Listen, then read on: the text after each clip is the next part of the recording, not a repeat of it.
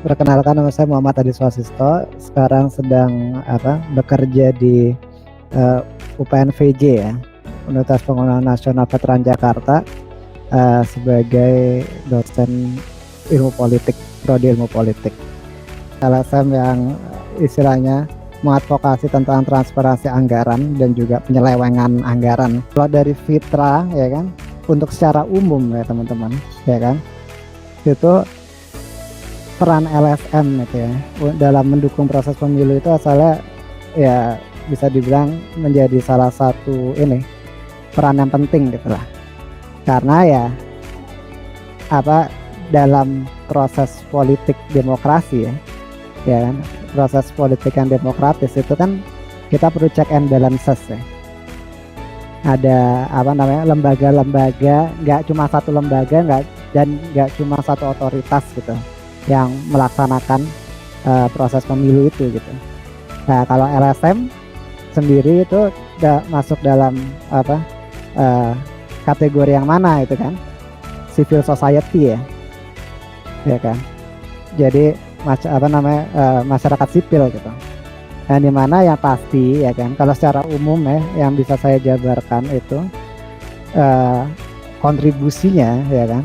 Kalau Fitra berarti monitoringnya terhadap transparansi anggaran gitu kan. Mereka punya job desk masing-masing itulah. Fokus kontribusinya itu fokus kemana gitu. Ya, jadi kalau mau saya jabarkan paling kontribusi LSM ya secara umum ya itu adalah ya pasti pendidikan pemilih ya kan, voters education gitu ya. Yang dimana ya LSM pasti bisa dibilang bisa meningkatkan kesadaran dan pemahaman masyarakat juga kan tentang pentingnya pemilu gitu. Kontribusinya itu bisa dibilang tidak langsung ya kan, tapi tetap mempunyai peran yang penting lah istilahnya. Ya pasti kalau dalam untuk lembaga Fitra ya itu transparansi keuangan parpol misalkan itu kan sangat-sangat harus dimonitor gitu. Jadi masalah money politik gitu kan dan lain-lain itu kan isu-isu yang mereka tangani itu, anggarannya itu udah sesuai aturan belum gitu kan, dan penggunaannya udah sesuai aturan, udah jelas itu masuk unsur penguatan demokrasi juga gitu kan. Ya kendalanya mungkin birokrasi ya teman-teman, karena tadi yang saya bilang bahwa kita kan untuk misalkan kita ambil contoh, kalau untuk edukasi gitu kan, untuk edukasi pendidikan pemilih gitu, edukasi pemilih mungkin secara praktik nggak ada kendala. Terus secara output mungkin ada kendala ya, gara-gara ya kan belum tentu semua setuju kan untuk dalam proses pemilu misalkan belum semua setuju tentang apa yang substansi dari edukasi atau pendidikan itu sendiri gitu. Cuman kalau dalam pemantauan pemilunya gitu kan, ya lagi-lagi banyak pembatasan juga gitu ya. Pemantauan pemilu, misalnya pemantauan di TPS gitu kan, pas penghitungan suara gitu kan juga ada birokrasinya juga kan. Lembaga Fitra memainkan peran penting dalam memperkuat demokrasi di Indonesia melalui pengawasan anggaran dan transparansi keuangan partai politik. Meskipun kontribusi mereka tidak langsung dalam proses pemilu, kehadiran mereka sebagai bagian dari civil society membantu menjaga keseimbangan dalam sistem demokrasi. Fokus Fitra sendiri ada pada transparansi keuangan dan pengawasan anggaran sangat relevan dalam konteks pemilu, terutama untuk mencegah praktek money politik. Upaya mereka dalam mendorong kepatuhan terhadap aturan dan hukum atau rule of law juga berkontribusi pada penguatan fondasi demokrasi di Indonesia. Namun, Fitra menghadapi berbagai tantangan dalam menjalankan perannya, termasuk hambatan birokrasi, kesulitan dalam advokasi, dan perjuangan untuk kebijakan yang mungkin tidak populer. Tantangan-tantangan ini menunjukkan bahwa meskipun Indonesia telah membuat kemajuan dalam demokrasi, masih ada ruang untuk perbaikan dalam hal keterbukaan dan akuntabilitas pemerintahan.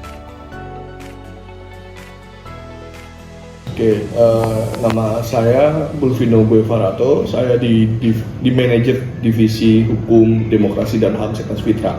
Ada beberapa kegiatan belakangan ini dengan Kejaksaan Agung Republik Indonesia, kemudian juga dengan Bawaslu, dengan KPU, atau beberapa kementerian dan lembaga lah.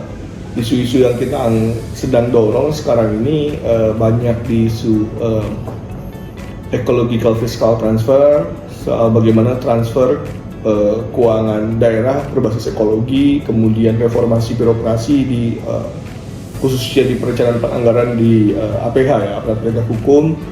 Dan karena memang ini tahun politik, jadi kita juga terlibat di dalam pengawasan ya, dalam tanda kutip proses pilpres dan pilkada serentak di bulan November ya, atau November. Jadi Fitra itu secara genealogi atau secara kelahiran itu dimulai tahun 99. Artinya banyak lembaga di tahun itu seperti ICW, Fitra, Kontras dan sebagainya itu berdiri pasca reformasi. Jadi Fitra itu lahir dari buih-buih reformasi yang pada waktu itu dipelopori oleh beberapa kalangan dari berbagai daerah. Dan kenapa kok kita istilahnya Seknas dan kenapa kita istilahnya forum? Karena Seknas itu pengertiannya bahwa Fitra ini yang ada di Jakarta ini kayak semacam hubnya, semacam tempat ngumpulnya teman-teman yang ada di daerah pada waktu itu. Jadi kita punya 13 simpul jaringan. Kita sebutnya bukan cabang ya, tapi simpul jaringan, sijar. Tergantung fasenya, tergantung tahunnya. Di tahun-tahun sebelumnya kita terlibat di dalam lembaga pengawas independen yang itu yang adanya itu di Bawaslu.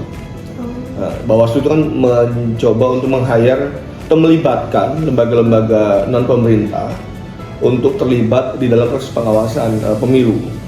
Itu tahun 2019 kalau tidak salah, atau sebelum-sebelumnya. Nah, di tahun-tahun ini keterlibatan kita lebih banyak pada misalnya kalau dalam debat kita terlibat dalam cek fakta, misalnya apakah yang dikatakan oleh Wapres, Capres dalam debat-debat tersebut itu hoax atau sesuai dengan fakta. Ada cek fakta, biasanya pada waktu itu diselenggarakan ada terlibat dalam konsorsium itu ya. Itu. Terus juga kita terlibat di dalam penguatan kapasitas penyelenggara pemilu, Bawaslu, KPU di dalam konteks pengelolaan anggaran, bagaimana pengelolaan hibah. Kalau dalam pilkada ini kan ada hibah pemilihan yang diberikan kepada daerah untuk penyelenggaraan pemilu. Itu juga kita terlibat. Saya rasa hampir semua lembaga atau non government ya itu berhadapan dengan situasi donor itu yang membiayai lembaga kita.